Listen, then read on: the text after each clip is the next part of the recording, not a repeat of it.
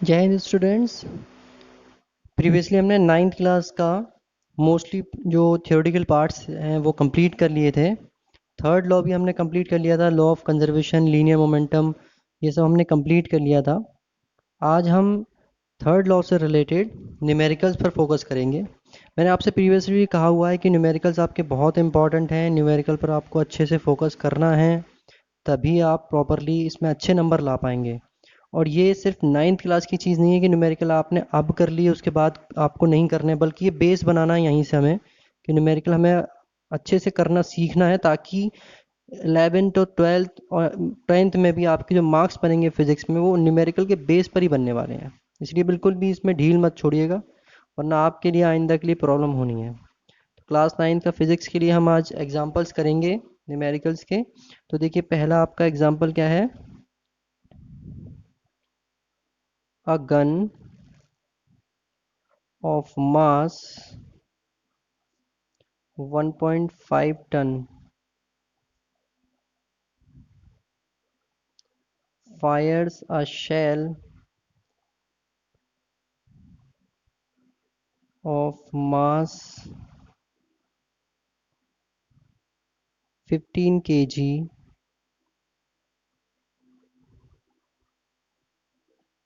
with velocity of 150 meter per second.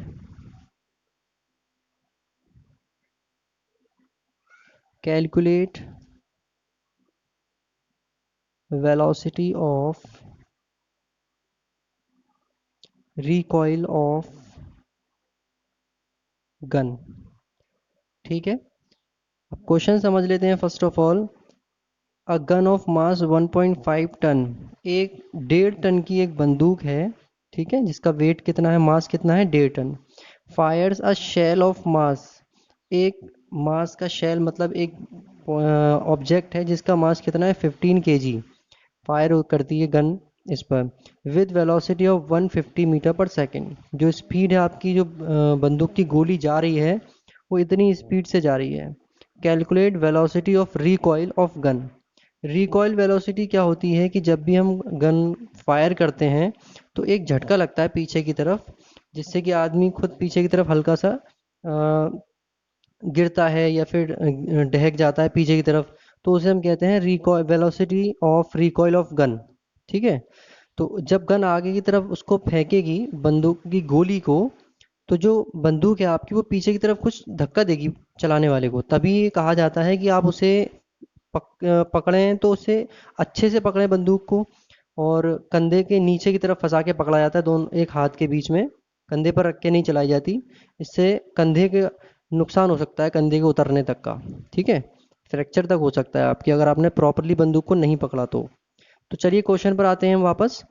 इसमें हमें data क्या क्या दिया हुआ है, जो डाटा दिया हुआ है उसको, गिवन डाटा को लिख लेते हैं। ये है आपका मास of gun. Mass of gun आपको दिया हुआ है, वो है आपका 1.5 ton.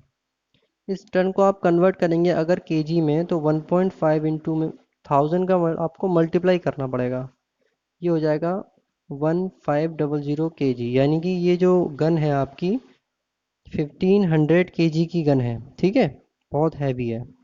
Then mass of shell, तो जो शेल का मास है वो कितना है, mass of shell it is 15 kg, ये कितना है, 15 किलो। अब velocity of shell, velocity of shell का मतलब है कि जो शेल है वो कितनी वेलोसिटी से आपको दूर चला गया। Velocity of shell is equal to 150 metre per second. जब उसमें बंदूक लगी, वो गोली लगी उसके अंदर, तो वो ऑब्जेक्ट आपकी पीछे इधर जाएगी गोली के डायरेक्शन में, तो वो उतनी स्पीड से गई। ठीक है, तो अब हमें फाइंड आउट करना है velocity of recoil, velocity of gun. Recoil velocity of gun which is equal to question mark. हमें ये चीज़ फाइंड आउट करनी है। तो सिंपल हमने डाटा नोट कर लिया जो भी हमारे पास है। अब देखो, मास एक दो दो मास हैं, दो वेलोसिटी हैं। मास ऑफ शेल है, मास ऑफ वेलोसिटी नहीं है। मास ऑफ गन है, मास ऑफ और वेलोसिटी ऑफ गन नहीं है यहाँ पर, ठीक है। तो जो जिससे रिलेटेड है उसके साथ पुट कर देंगे। मतलब अगर हम देखें गन का जो मास है वो गन की जो रिकॉइल वेलोसिटी है उसका मल्टीप्लाई अगर हम करते हैं तो वो according to the conservation law of momentum उसके अकॉर्डिंग हम चल रहे हैं। Mass of gun velocity recoil velocity of gun जो कि हमें पता नहीं है। अब आता है mass of shell small m और velocity of shell small v। ये हमें फाइंड आउट करना है। तो capital V is equal to small v into small m into capital M divide by, अब ये सारी वैल्यू हम पुट कर देंगे बस। अब 15 into 150 upon 1520। After the calculation we got 1.5 metre per second, ठीक है। ये वैल्यू आपके पास आएगी। ये क्या है, क्या शो कर रहा है कि इतना झटका देगी आदमी को ये बंदूक। तो उस झटके से आदमी जो है इतना पीछे इतनी स्पीड से पीछे जाएगा, यानी कि बंदूक अपने अंदर में इतनी वेलोसिटी क्रिएट कर लेगी, ठीक है। इस वेलोसिटी के साथ पीछे जाएगी बंदूक, ठीक है। ये है आपका सिंपल सा सॉल्यूशन न्यूमेरिकल का। तो समझाने में थोड़ा सा लेंदी हो जाता है, लेकिन जब आप इसको समझ लेंगे तो आप बस डाटा पुट करके तुरंत आंसर निकाल सकते हैं, ठीक है। तो ये है सिंपल सा सॉल्यूशन। चलिए देखते हैं नेक्स्ट न्यूमेरिकल। देखिए नेक्स्ट न्यूमेरिकल थोड़ा सा टिपिकल है, ध्यान से इसको देखना है समझना है। इसमें क्या कह रहा है, अ hunter of 45 kg is standing on ice fires.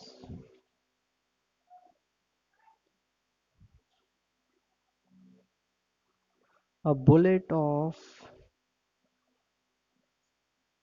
100 gram with velocity of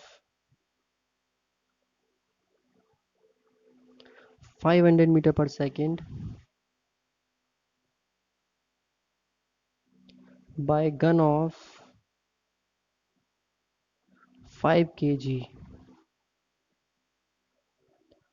Find the recoil velocity of hunter। देखिए क्वेश्चन समझ लेते हैं। A hunter of 45 kg standing on ice fires. क्या कह रहे हैं, हंटर का वेट कितना है, 45 किलो है। वो किसी आइस फायर पे खड़ा हुआ है। अब बुलेट ऑफ 100 ग्राम, बुलेट मतलब होता है बंदूक की गोली। एक बुलेट है 100 ग्राम की, with velocity of 500 metre per second, 500 metre per second की स्पीड से जो है वो बंदूक से फायर करता है, ठीक है। आइस पर खड़ा हुआ है, फायर करी इसने एक बुलेट 100 ग्राम की है जो इतनी स्पीड से जा रही है। By gun of 5 kg, 5 kilo की गन से फायर किया। Find the recoil velocity of hunter. Hunter की रिकॉइल वेलोसिटी को हमें फाइंड आउट करना है। रिकॉइल वेलोसिटी मैंने बताया था क्या होती है, जो झटका लगता है बंदूक को चलाते वक्त वही होती है। और बंदूक और जो आपका चलाने वाला है बंदा, दोनों की रिकॉइल वेलोसिटी सेम होगी, क्योंकि वो एक बॉडी बन जाते हैं। बंदूक से झटका लगता है वो पूरा प्योरली ट्रांसफ़र होता है चलाने वाले के साथ, ठीक है। चलाने वाले पर ट्रांसफ़र हो जाता है प्योरली, तो उसमें कोई चेंज नहीं होने का कि बंदूक की रिकॉइल वेलोसिटी अलग है चलाने वाले की अलग है, ठीक है। तो डाटा हमारे पास जो गिवन है सिंपली वो नोट कर लेंगे। अगर हम हंटर की बात करें तो हंटर का मास M45, हंटर की रिकॉइल वेलोसिटी अननोन। अब गन की बात करें अगर, तो गन का मास M1 और इसको M2 ले लो, ठीक है। गन का मास 5 kg, रिकॉइल वेलोसिटी अननोन। अब क्योंकि ये दोनों सेम होंगी इसलिए मैं V1 और V2 करके इनको कैपिटल V और ये भी कैपिटल V कर देता हूँ। अब आता है बुलेट, जो बंदूक की गोली है उसके बारे में। मास M3 कितना होगा, 100 ग्राम था, जिसको आप चेंज करोगे तो 0.1 kg हो जाएगा। अब आता है V3, आप फाइंड आउट करोगे तो दिया हुआ था 500 metre per second, 500 metre per second, ठीक है। अब हमने पढ़ चुके हैं कि जो मोमेंटम होता है वो कंजर्व होता है, मतलब जो आपका स्टार्टिंग में था इक्वल होता है एंड में।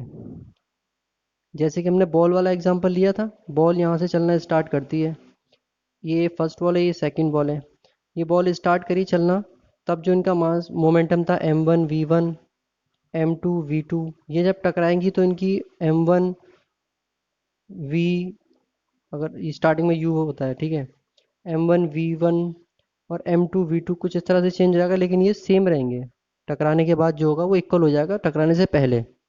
ऐसे ही यहाँ पर करना है हमें। तो अगर मोमेंटम की बात करें हम, तो मोमेंटम ऑफ हंटर कितना होगा, m1 v1, momentum of gun m1 v2, ऐसे ही मोमेंटम ऑफ बुलेट की बात करें तो m3 v, हम v ले रहे हैं क्योंकि स्टार्टिंग की बात कर रहे हैं, v3 बाद की वेलोसिटी है। तो स्टार्टिंग में सब की वेलोसिटी क्या है, ज़ीरो, क्योंकि स्टार्ट ही नहीं हुआ, कुछ भी चलना ही शुरू नहीं हुआ किसी का भी, किसी की रिकॉइल वेलोसिटी आएगी नहीं जब बंदूक की गोली नहीं चलेगी। तो ये सब कुछ क्या हो जाएगा, ज़ीरो, यानी कि इनिशियल आपका जो है मोमेंटम वो है आपका ज़ीरो। अब दूसरे कंडीशन की बात करेंगे P2, यानी कि जब बंदूक गोली हमने चला दी, तो m1 v1 m2 v2 plus m3 v3, v1 की वैल्यू जो भी कुछ हम पुट कर देंगे, तो m1 की वैल्यू होगी 45, देन उसके बाद इंटू v1 की वैल्यू हो गई आपकी v, प्लस m2 की वैल्यू 5 और v2 की value same v, plus m3 100 है, सॉरी 0.1 इंटू v3 500। अब P1 इजिकल टू P2 होता है सिंपल, हमें पता है। तो ये सारा की सारा डाटा P1 के इक्वल हो जाएगा, मतलब ज़ीरो के इक्वल। ये दोनों एक जैसे हैं, ऐड हो जाएंगे, तो ये हो गया 50v प्लस 0.1 इंटू 500, मतलब 50 is equal to zero. At last v is equal to answer आएगा आपका -1 मीटर पर सेकेंड। ये क्या शो कर रहा है, माइनस का साइन, की वेलोसिटी के डायरेक्शन अपना अपोजिट डायरेक्शन में है, ठीक है। This is the recoil velocity of gun with Hunter, Hunter के साथ जो है गन की रिकॉइल वेलोसिटी है। सिंपल है। तो ये सिंपल सा क्वेश्चन था आपका।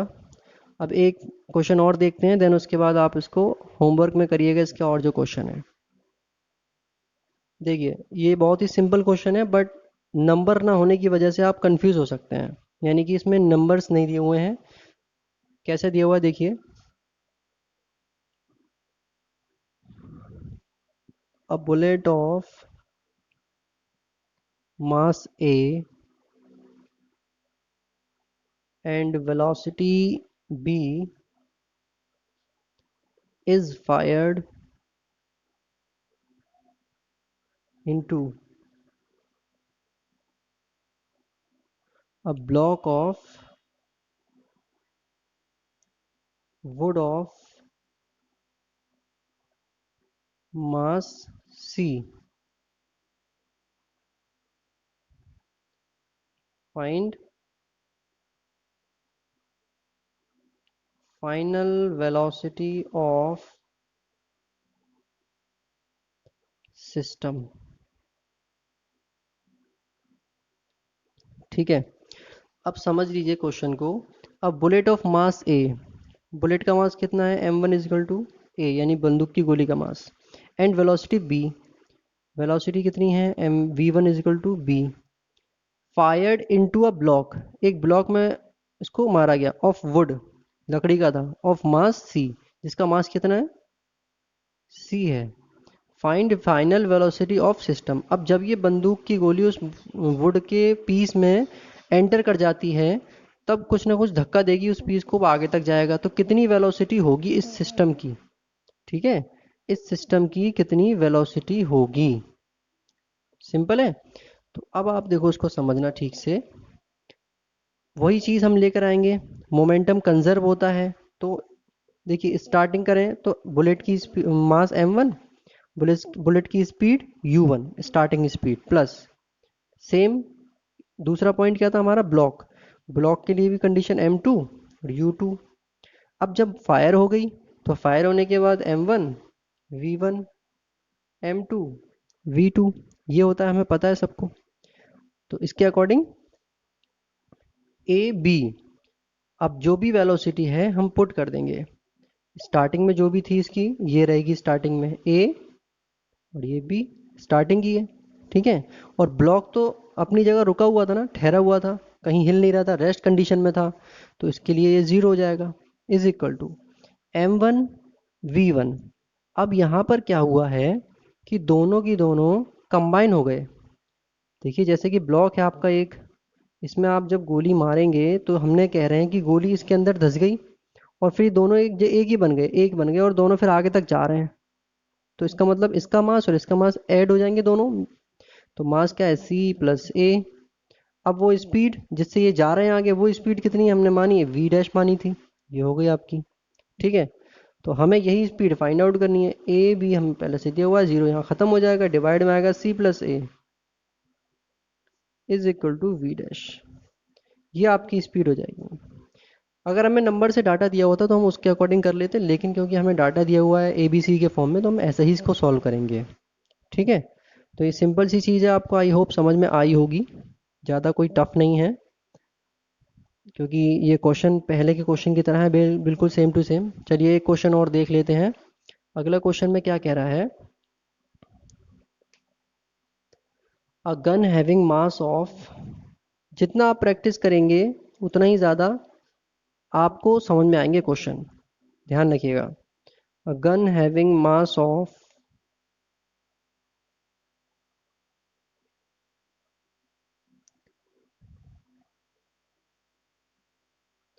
5000 ग्राम fires a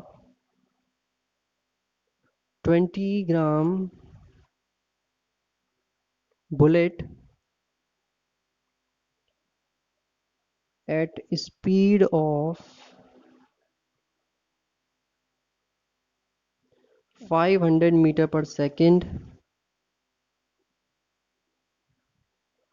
Find recoil velocity of gun. A gun having mass of 5000 ग्राम, एक गन है जिसका मास कितना है 5000 ग्राम, फायर्स अ 20 ग्राम बुलेट, 20 ग्राम की बुलेट को फायर करता है at speed of 500 metre per second, इतनी स्पीड पर जा रही है bullet. Recoil velocity of gun find out करना है। बहुत ही सिंपल क्वेश्चन है, कुछ भी इतना में खास नहीं करना है, पहले की तरह है, बिल्कुल सेम टू सेम। मुझे उम्मीद है कि मैं चाहूँगा कि आप इसको स्टॉप करें वीडियो को और खुद से सॉल्व करके देखें। मैं इसका आंसर आपको बता देता हूँ। इसका आंसर है v2, यानी कि जो वेलोसिटी निकलेगी रिकॉयल, वो है 2 मीटर पर सेकेंड। ये आप खुद से सॉल्व करके भी देख सकते हैं। तो देखिए m1, यानी कि m1 हम किसे कंसीडर कर रहे हैं, बुलेट को। m1 है आपका 20 ग्राम, जिसे आप केजी में कन्वर्ट करेंगे तो डिवाइड बाय 1000 करेंगे, जिसकी वजह से वैल्यू क्या हो जाएगी 0.02 kg। और इसकी स्पीड v1 दी हमको दी हुई थी 500 मीटर पर सेकेंड। m2 यानी कि गन के बारे में है अभी, है m2 दिया हुआ था हमको 5000 ग्राम, चेंज करेंगे किलोग्राम में तो ये 5 किलोग्राम बन जाएगा। v2 हमें पता नहीं है, जिसका आंसर मैंने बता दिया है। अब law of conservation of momentum के अकॉर्डिंग आप क्या करेंगे, simple m1 v1 is equal to m2 v2, ठीक है, विच इज इक्वल टू, अब m1 की वैल्यू हमें पता है 0.02 इंटू v1 की वैल्यू इक्वल टू m2 की वैल्यू 5, v2 हमें फाइंड आउट करना है, 5 का डिवाइड लगा दीजिए यहाँ पे, तो v2 की वैल्यू आपकी आ जाएगी 2 metre per second. This is the answer. I hope ये क्वेश्चन आपको समझ में आ गए होंगे अच्छे से। मैं उम्मीद करता हूँ कि आपको ये लेक्चर्स की सीरीज़ है अच्छे से समझ में आ रही होगी, और आइंदा के लिए भी आप इसको फोकस करेंगे। कुछ क्वेश्चंस मैं आपको नोट करा देता हूँ जिनकी आप प्रैक्टिस करें, जिनकी आप ज़्यादा से ज़्यादा प्रैक्टिस करेंगे तो क्वेश्चंस आपके और अच्छे से हो जाएंगे। ये नोट कर लीजिएगा question.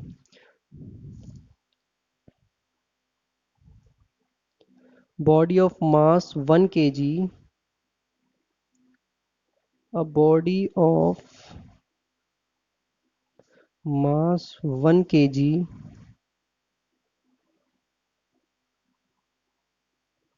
is projected with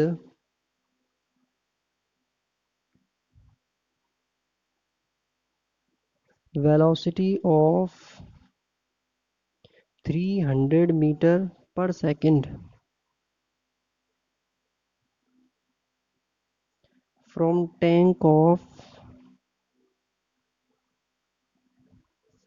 mass 100 kg. What is the recoil velocity of tank? Body of mass 1 kg is projected with velocity of 300 metre per second from tank of mass. देखो बॉडी ऑफ मास का मतलब एक kilo का एक वो है missile, जैसे bomb fire करते हैं ना, वो मिसाइल है। वो उसे प्रोजेक्टेड मतलब फायर किया गया इतनी वेलोसिटी के साथ किससे? एक टैंक से। टैंक होते हैं बड़े बड़े जो हम लड़ाई वगैरह में यूज़ होते हैं। तो उस टैंक से ये फायर किया गया। उस टैंक के क्या आपकी वो जो है मास कितना है? 100 kg। अब रिकॉइल वेलोसिटी उस टैंक की फाइंड आउट करनी है। जब टैंक फायर करता है तो पीछे की तरफ धक्का होता है, मिलता है उसको, पीछे की तरफ जाता है हल्का सा। वही velocity recoil velocity find out करनी है। बहुत सिंपल क्वेश्चन है, इसे आप करके देखिएगा। तो अगले लेक्चर में मिलते हैं, फिलहाल आप इसे करिए। अगर कुछ क्वेश्चन इंपॉर्टेंट और होंगे तो मैं अगले क्वेश्चन लेक्चर में ऐसे ही क्वेश्चन करवा दूंगा। फिलहाल आप इन क्वेश्चंस को कंप्लीट करिए। ये आपका होमवर्क क्वेश्चन है, बहुत इजी क्वेश्चन है, पहले की तरह सेम टू सेम है। बस टैंक और बॉडी आ गया यहाँ पर। पहले हम गन और बुलेट यूज़ कर रहे थे, यहाँ टैंक आ गया है। ठीक है, चलिए दोस्तों मिलते हैं अगले लेक्चर में। तब तक के लिए stay home, stay safe, have a nice day.